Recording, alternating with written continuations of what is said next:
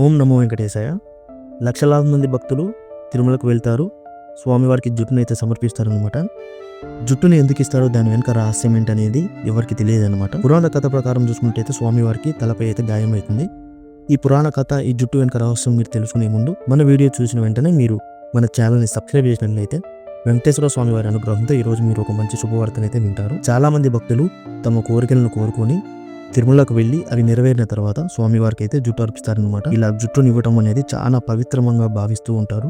మీరు ఇలా స్వామివారికి జుట్టును అర్పించడం వలన మీలో ఉన్న నెగిటివ్ ఎనర్జీ, మీరు కోరిన కోరికలు అన్ని తీరి స్వామివారు అయితే మీకు మంచి చేకూర్చుతారన్నమాట. పురాణ కథ ప్రకారం చూసుకున్నట్టయితే స్వామివారి తలపై గాయమైనప్పుడు నీలాదేవి తన జుట్టును అర్పించింది. ఆ సమర్పణకు గుర్తుగా భక్తులు కూడా జుట్టును అర్పిస్తారని పురాణాలు చెప్తున్నాయి అనమాట. ఇది కేవలం జుట్టు కాదు, ఇది సంపూర్ణ శరణాగతి, ఇది భక్తి యొక్క అత్యున్నత రూపం అనమాట. మీరు కూడా తిరుమలకు వెళ్ళినప్పుడు తప్పకుండా స్వామివారికి అయితే జుట్టు నడిపియండి.